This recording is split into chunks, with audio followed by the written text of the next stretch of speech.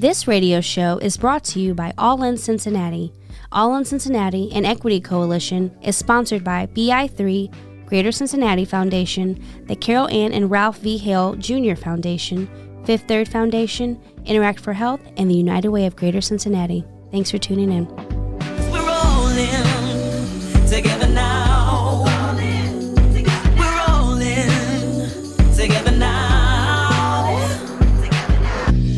Hello, and welcome to the All In Cincinnati radio show, where we are all in it together to eliminate disparities and inequities for Black women in Hamilton County.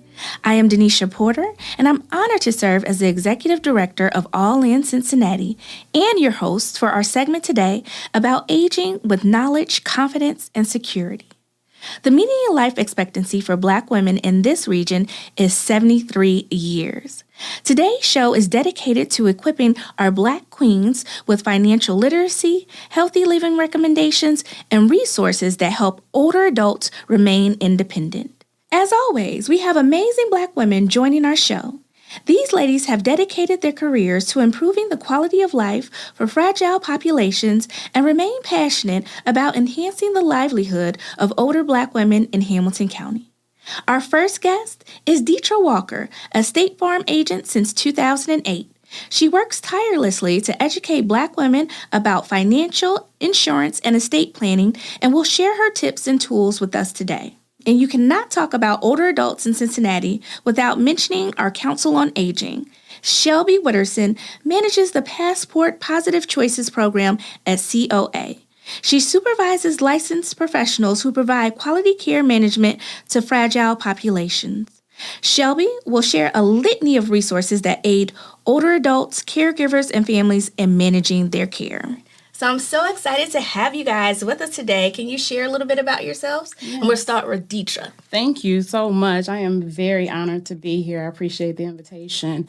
Again, I'm Deatria Walker, and I am a State Farm insurance agent. That's how most people will recognize us. However, we like to think of ourselves as risk managers. Right? I like that. Yeah. Yes. So our intent and goal is to sit down with our families and have conversations so that we can attempt to assess, what their individual and personal household situations are. What risks do they face, so that in the event they have some devastating or catastrophic event, we can have things in place to prevent them from being devastated financially, right? Some setbacks. And then also, people have dreams. So our goal is to not only assess risk to prevent things from happening, but let's put things in place so that if you want to buy a house, if you want to buy a car, you want to send your kids to college, what things do we need to do today so that those dreams can be accomplished and those goals can be accomplished?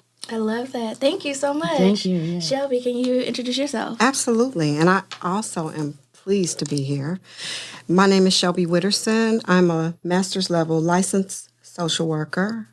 My current role is program manager for two programs at the Council on Aging, Passport and Positive Choices.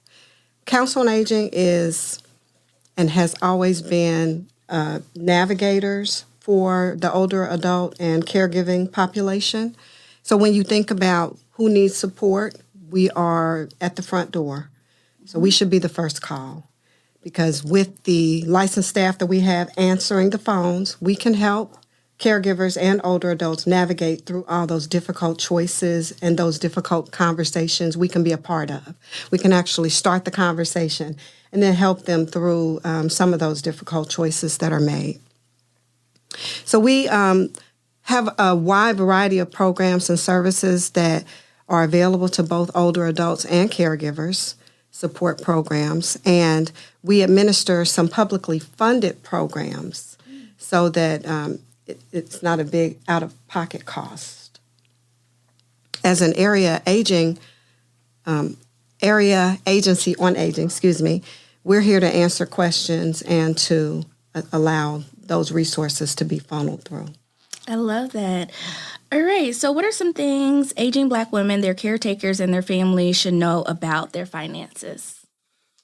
And I love that question because I feel as if the goal for us is not to necessarily wait until we become part of the aging group, right? Yes. Planning is in important. advance, right. And planning in advance is extremely important because ideally, when you become a senior, you want to have everything set so that you're living life comfortably and you're living life in a place where you have the choice to do what you want. You know, if you want, I tell my customers, if you want to go work at Walmart in your retired age, then go ahead and set the savings and the ideas up now so that you can comfortably do that. Yeah, if you want to, have a truck and have barbecue food, you can have barbecue. Do what you want in your later years in life, right?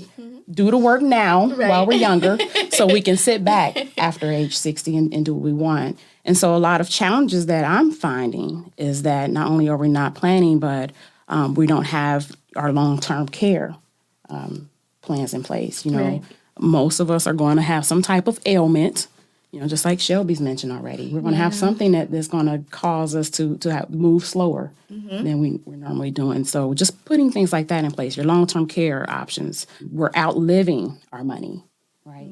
So some of us have done a very good job of saving, but how do we need to spend that money on an annual basis? Right. So that by the time we're 75, 80 years old, the money's not all gone. Right. That's very important. Yeah. And then, like we talked about earlier, just estate planning. Most of us don't think about what's going to happen with our money as we get older. Are we leaving legacy money to our children? Is that money supposed to stay in the family for generations to come? Do we have children with special needs? Do we need to set up certain plans, wills, and trusts and things like that so that as we're aging, should those funds get used after death or even while we're still alive, are they going to be taxed? We're going to suffer penalties. That's true. So there's just a lot of conversations when it comes to financial planning and estate planning that if we're not doing it ahead of time, it's going to be, too late and you're going to lose, a lot of things that we work for in these earlier years of life. And we want to try to prevent that. Right. Yes. So when should you start planning then? Yesterday. We talk about, and I'm trying to have these conversations with my children and my family members, my nieces and nephews who are in their 20s, right? If you are in your 20s and you have a job that offers a retirement plan, for example, we need to be able to contribute to those plans that your company's offering. Right. It's hard to think about being a retiree when you're 20, right? You're living life, you're having fun. But the time is going by fast. It does. It goes by really fast. And the detriment to us will be not having anything saved by the time we're 45, 60 years old. And I say it's never too late to start somewhere, but the sooner you can start, the better. So, really, people should think about the 20s. That's facts. Interest compounds daily. People don't understand that. They think, it's really the time. It's not the amount of money. It is not. So, people think, I can't start with small, amounts of money, but really, that's what you really need to start with. That's really good to start with that. And it doesn't matter if you're making $25,000 a year or $60,000 a year. Having a budget and allocating a percentage, 5-10% of whatever that number is that you're making annually to set aside for some type of saving, be it long-term savings or the short-term savings goals that you have. It has to be done. Otherwise, we're going to find ourselves in a predicament where, you're not going to have the standard of life that we all want and dream of, right? Yeah, what's the point of living if you can't enjoy it? If you can't enjoy it, absolutely. So that's what we're here for you to I enjoy agree. it. You should be able to and do what you want, right? So planning ahead of time and as soon as possible is key in every situation that I find. I totally agree. Shelby, do you want to add anything? I was just going to add just in relationship to health. Help is available. You just need to know who to call and where to reach out, and you just need to know that there's assistance for that. Most people want to remain in their home and remain as independent as possible, and there are resources out there that can assist with that. And Council on Aging is ready to have that conversation and, like I said, to provide those resources. I love that you mentioned that too, because I've been thinking about that, like aging in my home and not necessarily going to a nursing home. So what are some of those resources that people, because I like my home and I want to stay there. Absolutely. So there are plenty of supportive programs and services for just that, because that's what, excuse me, that's what we want as well. We want you to stay in your home and not go to a nursing facility. It doesn't always have to be that option. So there are programs and services that will provide those supportive services in your home. So if you can no longer do the laundry, you can't do the groceries, you need assistance bathing, those services are available. We can actually plug you into resources so that once you're evaluated, and it's not based upon income. Income doesn't knock you out the box. Really? Assets don't discount you as being eligible. So no, you don't have to do that. But the programs are there. There are all kinds of services that can be minor home mods if your home is not adequate. There are pest control services. There are personal care services. There are homemaking services that can be brought into your home, and you can definitely qualify for them. Do you have services around like creating, I don't know, like a chair? I can't think of it, but it's like a motorized chair. So say you can't get up a stair. Thank you. Do you have services? So we consider that a minor home mod. Okay. That's a modification to your home. And depending upon which program you're in, there's funding available for that. Between Medicaid and Medicare, those they provide those. Oh, wow. I don't think just durable medical equipment in your home.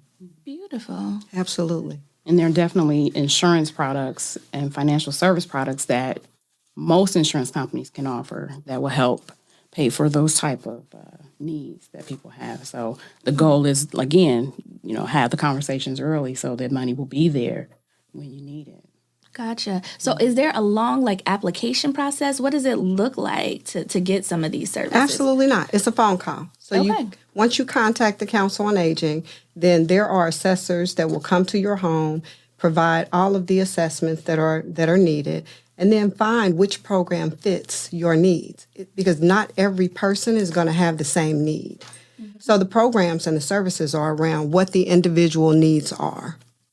I love that. And I love that it's a phone call. That's the best way I like to communicate. I know people like to text and write emails and all that, but I like to just call people and ask my question and then go from there. Old school. Yeah, definitely. Absolutely. So what are some resources available to aid Black women in prolonged independence? So I know we kind of talked about some, but what about some more things that have to do with financial security? You talked about estate planning, so kind of dive deeper into that. Yeah, so estate planning really entails having a conversation, okay? So when I set up an appointment with a customer, the first thing we're trying to do is gather the information. What does life look like for you in your retirement age? If you're married, do you and your spouse intend to take vacations? Are you all just going to sit at home and enjoy the sunsets? No, I'm going to take vacation. There you go. Right. So the beginning stages is just us gathering information, trying to figure out what your absolute perfect life would look like as you're, settling down. I don't even say retirement anymore. I'm calling it reallocation of time. Oh, I love that. Because most of us aren't necessarily retiring. We're just going into another chapter, another phase of life. And most of the time, we're trying to do something that we're most passionate about. I think myself even included, I am absolutely working to pay bills right now. I thought you were going to tell us you have a second act plan. I do. That's what I'm saying. Okay. And we talked about it earlier. Like, my second act involves having a tiki hut on the beach somewhere, right? Yes. Give me a 5 on that. So if you're in my office, that's my dream. I want to know what your dream looks like, right? I would love to be able to gather the information. Okay, what have you done so far in order to make sure that dream happens? Are you saving money on a regular basis? Are you, like you said, putting money into your retirement account? Do your children have, your life insurance policies? All these things, are they set up so that when you do start to work less, can we immediately start to implement these plans? So the estate plan really just gather information, your bank accounts, your retirement accounts. Some people have retirement accounts that are sitting at their jobs from 12 years ago. I don't even know. I know. And that's never a good idea. So talk about that. What should you do in that case? There's a thing called rollover. Okay. Right? And so if your current employer has a 401k plan, it's not a bad idea to necessarily roll the previous plan into an existing employer's 401k plan. If that's not available, then you would do something called an individual retirement account, an IRA. Okay, so it's the same thing. IRAs are generally just retirement plans that are not sponsored by your employer. Okay. Okay, gotcha. Yep. And the goal is for you to be able to save money so that when you are ready to retire, you'll have something to supplement your retirement income. Okay. Okay. And so taking advantage of those opportunities, like I mentioned earlier, is key. So we're pulling all these paperwork together. You have life insurance somewhere. Are those policies older? I'm finding that some folks have started life insurance policies, 20, 30 years ago, and they're not doing what they intended them to do. Oh, wow. Sometimes we've bought policies that are not as high in value, and the family, to bury somebody these days, it could be 12, 15,000. 20,000 sometimes. If you want the bells and whistles, it's going to be more. Yeah. Yeah. And so we find that, my mom bought a policy for me. But it's a $3,000 policy. What are we going to do with that? That's going to help a little bit. Do we have to set the GoFundMe up after that? Like, what does that look like? Right. So it's a matter of let's pull everything together that you have and figure out what life should look like so that when you're ready to move into that phase, we can pull the trigger and start making sure money is going into the areas where you need it to go. Okay, thank you, Deatria. We're going to take a quick break. When we come back, I do want to ask you to explain like a 401k, Roth IRA, and some other things around life insurance. Sounds good. All right, thank you. What can you do to protect those you love most? Consider getting life insurance through State Farm Insurance. Funerals can get costly with an average cost of $8,500. That could be a heavy burden for families to carry who are grieving a loss. With a life insurance policy from State Farm, your family can maintain their quality of life even without your income. Whether it maintains a current standard of living, keeps paying for your home, or pays for college, the life insurance you choose can be there when it's needed most by your loved ones. State Farm has fantastic coverage options to keep your family members safe with a policy that's adjusted to correspond with your specific needs. You won't have to figure out that by yourself.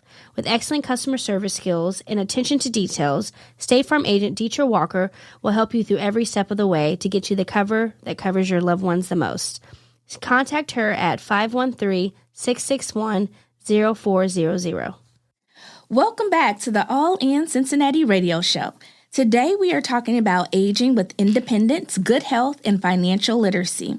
I'm your host, Denisha Porter, Executive Director of All In Cincinnati, and our guests are Deatria, a State Farm agent, and Shelby, Manager of the Passport Positive Choices Program at the Council on Aging. So I'll turn it back over to you, Deatria, to talk about Roth IRAs, 401ks, and life insurance. Thank you. And so here's one thing I want to mention, too, before I jump into that. When I'm sitting with a client, especially one who maybe has children or, they're really just trying to get life started, I absolutely recommend having a savings plan in place. Right. And most of the time what that should look like is you have your emergency account set up first, right? Yep. And have it where if anything were to go wrong, anything devastating, if we have a car, do you have your $500 deductible saved somewhere? Yep. If you get sick or injured at work, do you have your medical deductible saved somewhere? If you can't work for 2-3 months, who's going to pay your rent? Right. Where's that going to come from? Do you need me to do a disability policy to kick in those extra funds for you? Ideally, you should have, it used to be 3 to 6 months worth of your expenses stashed somewhere. Right. Ideally, 6 to 9. Oh, now? Really? 6 to 9? Yeah, because if you think about it, sometimes just getting back into the groove of things. Now, again, the market with employment has changed drastically since COVID. Yeah, however, just getting back on track could take about 6 months, right? If you're injured or sick and, just your body just hasn't been healing properly. Right. So putting money aside for saving for those emergencies, that is the first and primary thing that I want to see people do. Okay. Because as a person who helps with setting up the Roth IRAs or the IRA accounts, I don't want to see you set up an IRA account and then need it, you need that money for an emergency, you're going to get a penalty if you're pulling it out prematurely. Gotcha. Right? It's intended for your retirement age, not for you needing to pay your house mortgage. It's not intended for you to keep pulling it out regularly. It's not a savings plan to be used on a day-to-day basis. Gotcha. Okay, So that's long term. That's a long-term goal. I Okay. like to see where people are taking, like I said earlier, 5 to 10% of their money that they're earning and spreading it out, right? Put some into your emergency savings account, put some of it into a long-term account, what we call now, never, later money. Ooh, I like Right. that. Okay. This is my money I'm going to use Right probably now. more immediately. Right. This other plan might be I'm going to use it later. And then we might set up a life insurance product where you're going to have that for, I'm never going to use it. I'm definitely planning on giving that away to my heirs and family members. Gotcha. But the retirement accounts that you were setting up for yourself to take a distribution is what it's called. You're going to take those distributions when you get to your retirement age. The government will require you to take them at the retirement age, usually 72, right? In order to supplement. Can we be 65? Yeah, and honestly, that number might change because it's changed already. So who knows how soon, and by the time we get to 65, 72, it might change again. Okay. There's always guidelines that are changing. So just trying to keep up with it is the key. So, but setting aside 5 to 10% of your income is where we want to start. And so we talked about life insurance. What most people don't understand with life insurance is, of course, there are a number of different products out there, right? The key is not to necessarily focus on the type of plan, but I say to people, your family is going to come to me when they need money to bury you. They're not going to ask me, did you have a term policy? Did you have a whole life policy? They want to know that you have some money set aside, right? So the goal is, let's look at what your budget will be comfortable taken care of, and look at what you're intending to do with that money. If you have children, do you want to make sure the kids have college paid for? Are we just going to replace your income? We are our biggest asset. We don't think about that. I know. If we're not here, our families could be devastated just based on the amount of money and income that we bring into the household on monthly and annual basis. So figuring out, how much of my income do I need to set aside in order to make sure my family, if I'm not here today, that they're going to be okay. Gotcha. Right? Yeah. Paying off debts. You can use life insurance for things like that. And then even just making sure the kids are going to have that, and the final expenses are there as well, right? So we would try to figure out what plan you need based on taking care of those specific and basic burial, replacement of income, paying off debts. Maybe you have a special needs child and they're going to need care much longer, than you would live, right? Okay. What that number looks like, it might be $500,000, it might be $1 million. Once we figure that out, okay, how much money are we going to set aside? Again, we're going to look at budget and set aside a percentage because people still have to pay their rent, they still have to pay their mortgages and all these other expenses. Right. Life insurance, health insurance, retirement accounts, all that has to fit. Okay. So we tend to figure out a plan that makes sense for everybody and make adjustments as we need. Most people don't even realize that life insurance policies can be used while you're alive. People don't know that. So I want you to talk about that, but I want to go back really quickly. Can you explain the difference between term and whole life? Yes. And then should people be looking at like getting a basic policy, or should you really try to get that $1 million policy? I got you. Yeah. The best life insurance policy that you can have is one that's going to be enforced when it needs to be paid, first of all. Okay. Right? The difference between a term policy and a permanent or whole life policy would be this. Very simply, term insurance is temporary. Gotcha. Just like what your work gives you. Work coverage is a temporary plan. It's not going to be in place forever. Most companies will offer a term policy that could be enforced for, 10, 20, 30 years, where the price is locked in. It's not going to change. After that time frame is up, the price will change drastically. So you're not going to keep it. Okay? Gotcha. And we generally do that for our temporary needs. Paying off a mortgage is a temporary need. Taking care of your children, ideally, is a temporary need. I don't expect me to have my kids in my house past 20 years, right? Maybe 25. But at 30, in the basement, that's no, not ma'am. for you? No, ma'am. I got you. They do come back, and I'm seeing that, and that's a challenge in itself. When we talk about aging seniors and having to take care, you're 80 years old and you're still taking care of your 40. 60-year-old. Yes, like that's I don't understand that, but it's a real thing. It is. It's a real thing. So term insurance is a temporary policy. It's not supposed to be enforced forever. So we do see term policies in place that are for larger sums of money to pay out because that's a larger need. Your mortgage could be $200,000. I do want my family to keep that house and have the kids stay there if I'm no longer here. Just because you died, that does not automatically transfer the house to the family, right? Yeah. Somebody's got to pay that mortgage. Life insurance will do that. So term policies are great for that. Oh, wow. I didn't even, okay, keep going. Yeah. You have to have money. Everybody doesn't qualify for credit like you may have, right? So if you want the family to keep the house, you want them to keep the cars, you got to have the money to pay for that. Okay. Life insurance will do it. The permanent or whole life plans are more long-term, right? Right. You know, a final expense plan, for example. We know we're eventually going to have to pay the final expense bill. Somebody's going to have to pay it. Right. So a permanent or whole life plan is intended to be put in place. You lock it in, and it's good to go for the rest of your life. I love, like, for example, I did one on my son when he was born. Buying policies on children at younger ages is ideal. Why? Okay. For one, you're locking in their insurability, right? You're making sure that no matter what happens with their health, they'll always have coverage on themselves, right? Okay. So you do that while they're young, and it's very inexpensive or less expensive than if you waited until they become adults, right? Okay. So you get a life plan, and then what I did for him and many other children and family members is you lock it in for, let's say, 10, 15, 20 years.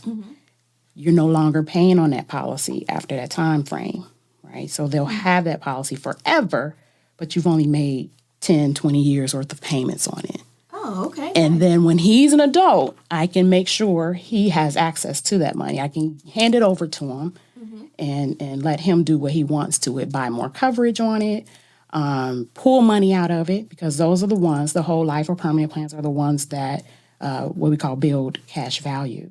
So that's the money that we're talking about that you can tap into while you're alive. One of my clients, for example, needed to get his roof replaced. And he wanted to cancel his life insurance policy because he didn't think he could afford all these other expenses. Plus that. I'm looking at him like, do you realize you have over $5,000 of cash value in this plan? So he needed about $3,000. Cut the check right then and there. No questions asked, no application. That's your money. Right. You can have it. Do whatever you want with it. So just a phone call again. Cut the check. Cut the check. Love those phone calls. Cut the check.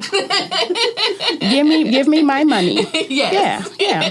And that's the thing. Like, he didn't have a lot of heirs, but whoever's going to handle his final expenses still has that money to pay that bill when time comes. Gotcha. Yeah. So that's the key. And I actually have both on myself. I thought about my children, right? They're now, my daughter will be 25 soon in September. My son will be 18 soon. Oh, yay. Right. Time is going by fast. We talked about that. Oh, my gosh. Yeah. And when I initially started these plans, the thought work process was, if I die, I want them to have the house. They're going to want to live here. My kids don't care nothing about my houses right now, right? They don't. Seriously? They don't. I wish somebody would have gave me a house. I mean, I'm not going to give them what I have. What I intend to do is make sure that if I'm no longer here and they still they're going to be able to get money to do what they dream of. Yeah, I get it. You understand? Like, I am more interested in building legacy. I want my kids, my grandkids, my great-grandkids to have options and be able to say, you know what, I want to start a business. I don't want to have to, like I did. I had to put ourselves through college, right? Yeah. And work Work at the 20, same 40 hours. time. Yeah, while we're taking full-time Two loads. jobs. Yes. Yeah, and that's challenging. Now, granted, it probably helped make us who we are today. It did. However, I love the idea of being able to experience, and my kids being able to experience and go maybe travel abroad or something. That's something my son's talked about maybe doing. Being able to set it up that way for him will be key and ideal. So doing a number of different things just to make sure there's plans in place so that we can adapt and adjust later if we need to. I love that. And then I'm going to kick it to you in just a minute, Shelby, Yes. but I do want to ask one question. Yes. Can you convert term to whole? Absolutely. And that's another benefit to why you buy a term policy as soon as you can. State Farm loves conversions, right? Okay. So not only are you able to convert it, but you're able to convert a term policy into a permanent plan without the insurability factor. So it doesn't matter. You've developed some crazy ailment while that term plan is in place. You can still get a permanent plan and lock that in as a forever plan, regardless of what's going on with your health. Gotcha. So I that's love key. that. You absolutely can. Okay. And then, Shelby, do you have anything to add, or is there any other programs that you can talk about that can assist older adults as they age in place? Sure. I think some of the conversations that were mentioned, we have those conversations as well. It just looks a little differently. Okay. When you enroll in the program, you're assigned to a care manager, which is either going to be a licensed social worker or a registered nurse. So some of those conversations start with goals. What are the person-centered goals? Like, what goals do you have? We know that they want to remain independently in their home, but what health-related goals do you have? Do you want to manage your chronic conditions? Are you diabetic?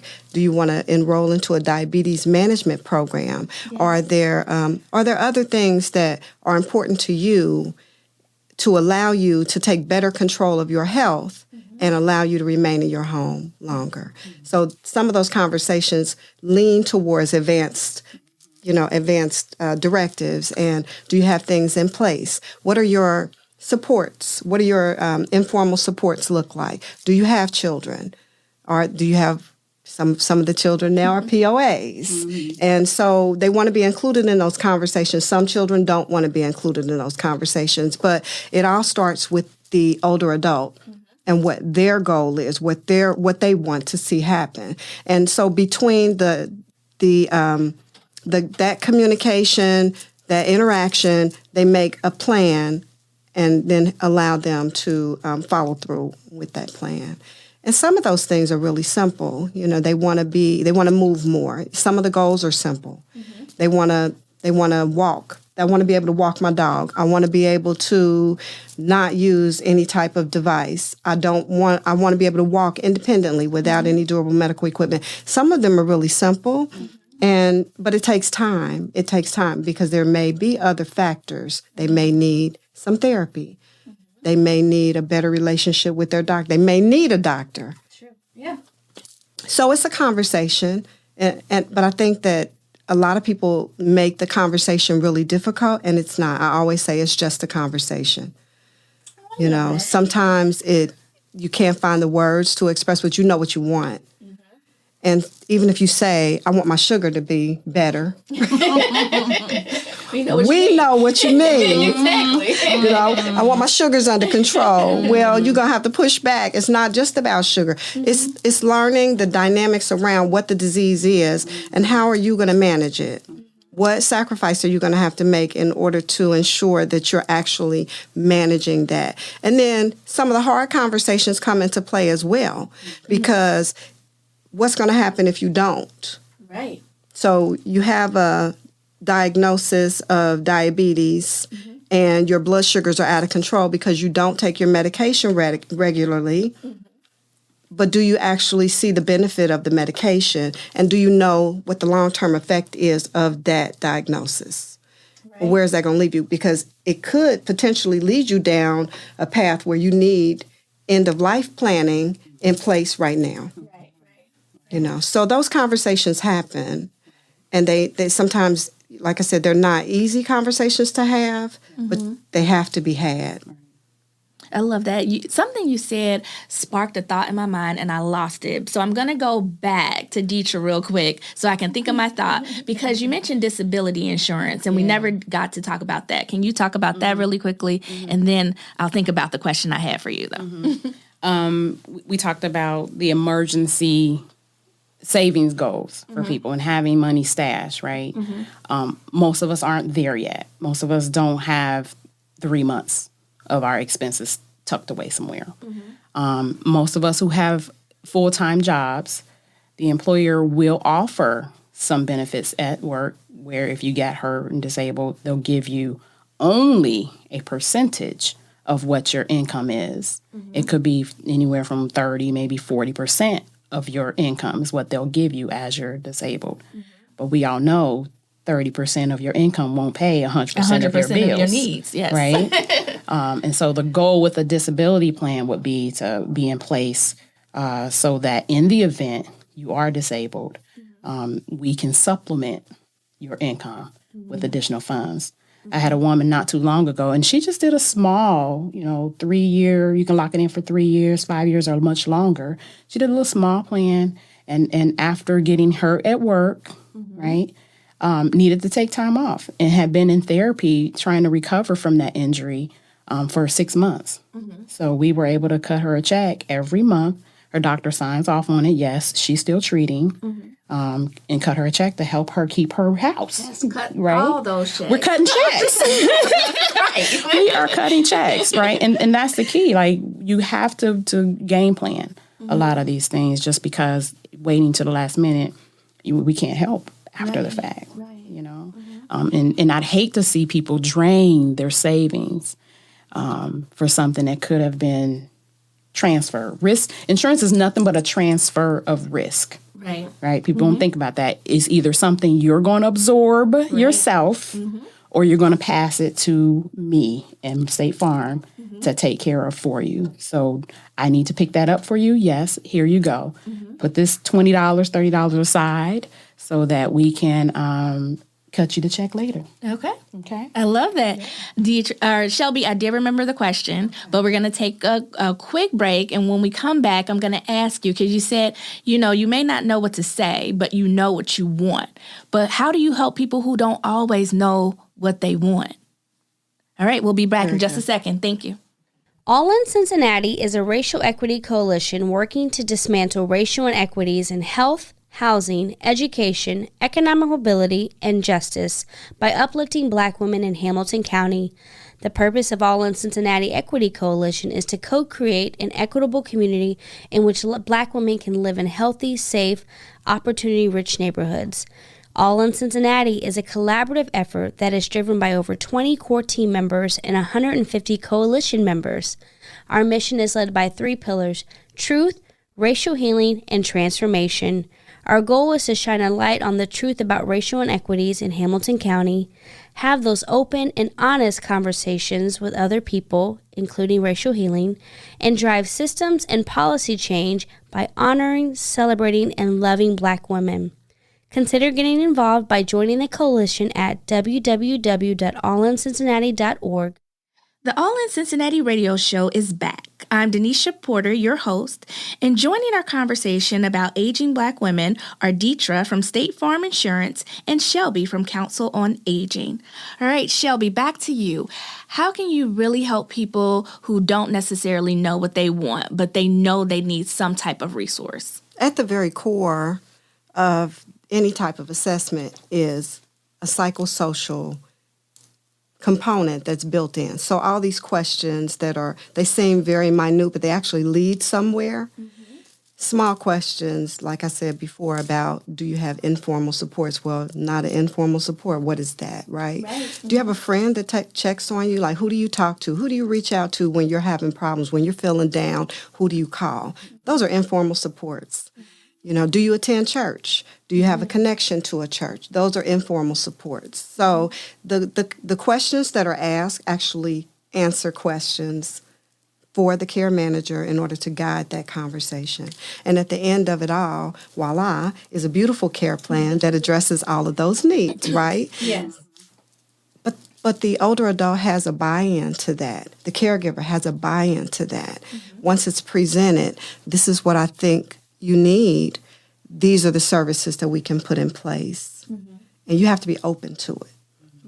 Right. So like I said, it's a conversation. Once you build that rapport, once that conversation is getting started, then it kind of goes, really smoothly. Right. So I think it ends up being one of those things that you either want the help or you don't. Most of them know they need the help, but at the end of the day, they have an option as to whether or not they will accept it. Right. That's the hardest part. Right. Because we, as Black women, we don't always want someone else in our home. We don't want people to do things for us. I know. And these are the struggles that we run into. Right. Just trying to remain independent. And it becomes a struggle because you try to hold on as long as you can. Until you can't do it anymore. And then it gets undone. Yeah. And it can go undone for years. Right. I love that you said that. That was a good point. So speaking of undone, what are some programs or services that are not being used that could help older adults and their families? Well, right away, we know that people like to cook for themselves. So there are meal programs out there. There are congregate meal settings people don't always utilize. Emergency response buttons and systems can be implemented to prevent falls in the home. Because how often have you heard, happened to my sister, she fell and didn't have her pendant. Nobody knew. And she just sat there for an hour waiting to gather the strength to get up.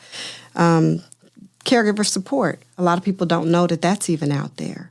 But there is support. There are support groups that meet that can give you tools so that you can navigate through caregiver burnout, or even to have conversations about considering placing a loved one in a nursing facility.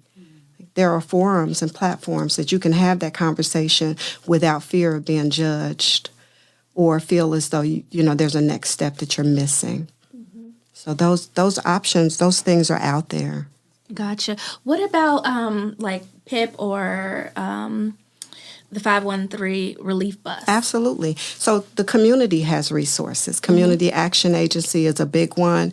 And even Council on Aging, through the pandemic, we referred to programs related to home mods and utility assistance that may not currently. Right now, what we're really excited about is in January, the Hamilton County Commissioners launched the 513 Relief Bus. And so we have ADRC, which is our front door, those assessors on the bus, meeting people where they are, which is something that we already want to do. We want to either come into their home or we want to meet them where they are. And if they are on the bus, then we're able to screen them, we're able to assess them and try to plug them into resources, whether it's within their home or within the community. So you're saying there's an individual that gets on a metro bus? What kind of bus are we No, it's talking actually about? she created a bus. Oh, okay. It's a beautiful bus. It is a bus. It is a bus. Yeah, Alicia Reese did that. Thank you. Got it. Love it. And then really quickly, Council on Aging has two programs that I know about, diabetes self-management and then chronic disease self-management. So can you Absolutely. talk about those a little bit? So those are a part of our health and wellness programs. It is a diabetes self-management program, chronic disease self-management program, and then a chronic pain self-management program. okay. So these are, you would actually, same thing, contact Council on Aging, and they can assess you for these programs, let them know specifically which one you're interested in, and then they'll go through that process. And it helps you with creating goals and being accountable for those goals. Absolutely. And after you go through the program, you can also be an instructor, right? Yes, you can, because success breeds success. And it does. Yes, it does. So there are workshops that you can be a part of and go through. Yeah. So diabetes, heart disease, arthritis, all of those good things. And I have to say, I was an instructor, so I really do like this program because it takes like something that people may think that's just too hard to take on. It helps them manage that and take like smaller steps in order to get to their bigger goals. And I really appreciate that. One last thing. Have you ever heard of Add and Aid? Absolutely. Can you talk a little bit about that? So during the pandemic, one thing that the country realized, and Ohio is combating it as well, is workforce shortage. And so what the Council on Aging did was created an app in order to connect people together. So caregivers and older adults can actually download the app, and the app will connect them with people that are willing to help. So there are aides that are actually on the app that they can connect the two. So what the need is with the person that has the actual availability. Awesome. Do you have any other programs that you would like to talk about? From a caregiver perspective, so we do have the EVR Talk, Ever Talk, and that is a program that caregivers can actually utilize in order to experience what it's like for their loved one. So if a person has impaired vision, they would actually be able to use this. It is a virtual experience, and they'll be able to see that cloudiness that their loved one may see. It gives you compassion and empathy so that you know exactly what they're going through. Love that. All right, well, we're going to take a quick break. When we come back, we're going to talk about loneliness as you age and what supports that we have for that. Thank you so much. Council on Aging is a nonprofit organization dedicated to enhancing quality of life for older adults, people with disabilities, their families, and caregivers. COA promotes inclusivity, choice, independence, dignity, and well-being through a range of services that help people remain in their homes for as long as possible, and services Butler, Clermont, Clinton, Hamilton, and Warren counties, with limited programming in Greene and Montgomery counties.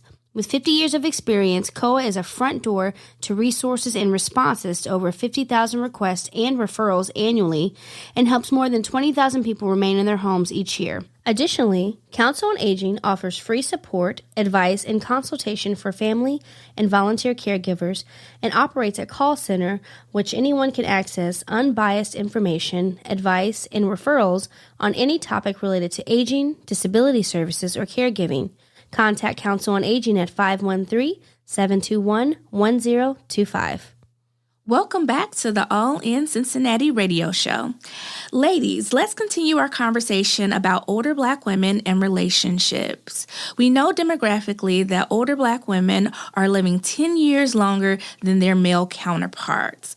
Also, a few years ago, the Surgeon General said loneliness was a public health crisis, especially among older adults. What are you seeing in your engagements with older Black women in Hamilton County regarding relationships and loneliness? You want to go first, Shelby? Sure. Okay. So from our perspective, during the pandemic, one thing that was really apparent was that it was isolating. It was very isolating. And we conducted a community needs assessment back in 2022, and social isolation was number one. So they created a program. It's called Connecting the Dots.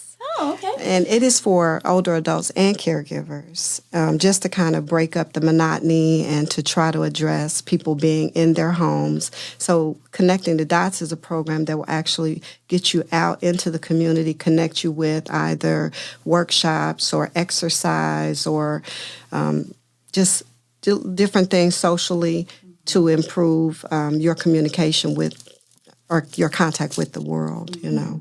We also partner with local restaurants during that time to create, to bring comfort meals to people's homes. So some home delivered meals, and it just helped to break up that monotony, right? It's sad because there are other programs that are out in the community that if you don't know about, you won't utilize them. Little Brothers, Friends of the Elderly, that's solely for older adults. They will come and pick you up. They have volunteers that will come and pick you up and bring you to their their brick and mortar building, and they do activities. And so there are, workshops, art, exercise. And then, if you don't know, like I said, Medicare, through their Medicare Advantage programs, they offer discounts for silver sneakers to get you out into the larger gyms or whatnot. I have 5 sisters, 3 of which are here, all of them over the age of 60. And 3 of them go to exercise class. The silver sneakers, The silver sneakers. I love it too. That's awesome. Because otherwise they would be in the home. All 3 are active. single women, and not active. And it's scary, but they are active. And so it just increases of course, those endorphins, so it combats the loneliness, and it also improves their, mental health and gives them a social outlet. Awesome. Can you describe some of those meals that you mentioned? I didn't get to partake. I wasn't able to partake, so I don't know which restaurants they partner with, but I'm ready to eat. Me too. Always. I think also, like in my office, we do a lot of what we call insurance reviews and checkups with people, right? And I'm finding that some of my seniors, especially though, are older adults who've either lost someone, like maybe their spouse, or now their children are older or moved away. It's a challenge for them to maintain those connections with them.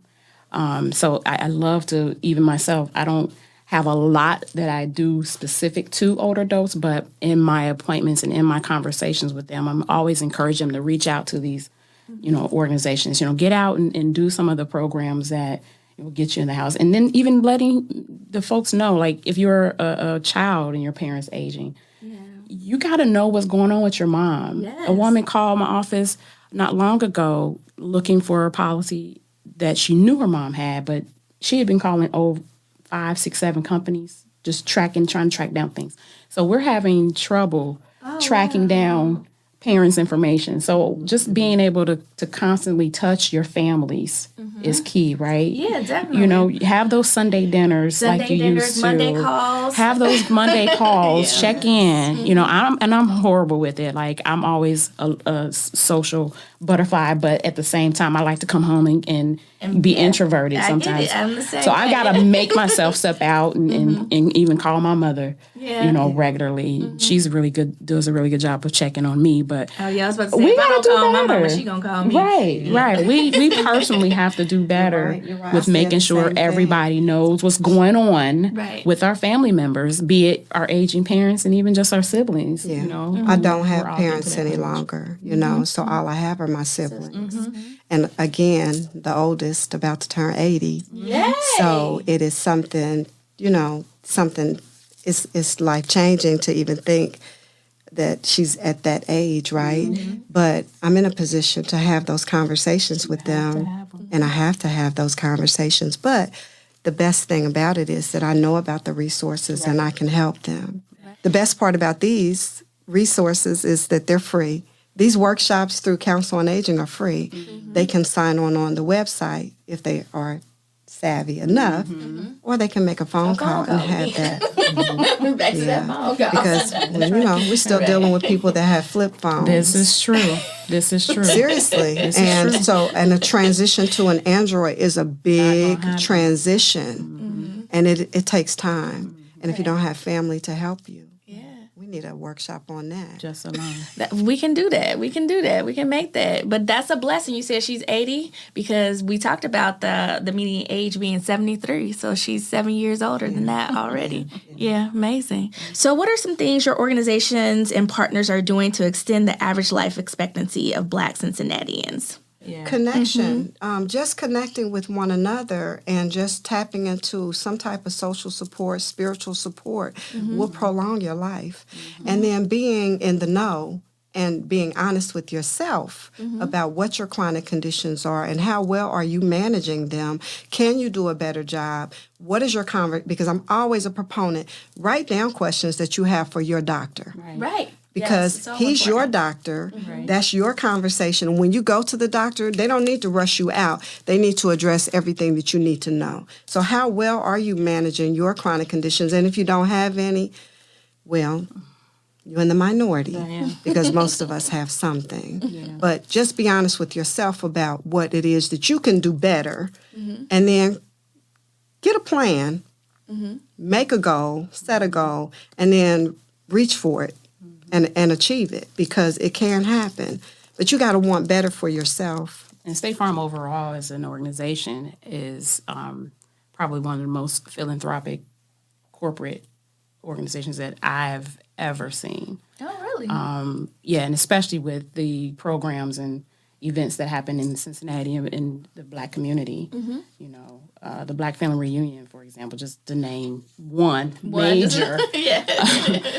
Every year, you know, I know personally, you know, we're trying to do what we can to support financially the programs and services that support aging adults. And there's a lot of small festivals that occur within the city. And I'm usually there, like, let's pass out this information so that everybody, you know, knows what we offer as a resource. But, you know, State Farm as a company is putting the money behind making sure we're supporting those events to continue to support the services that support our community. So that's why I'm a State Farm agent, because I love being a part of a company that gets it and makes it an intentional act to support what we need in our community. Okay, I love that. So I'm glad you said that. So how can people really connect with you or contact you? So we know Deatria is going to be at different festivals, the Black Family Reunion. Still.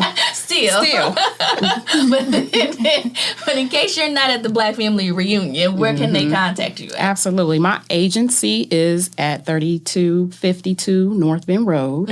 Again, we've been there 15 years almost. In August will be our 15th anniversary.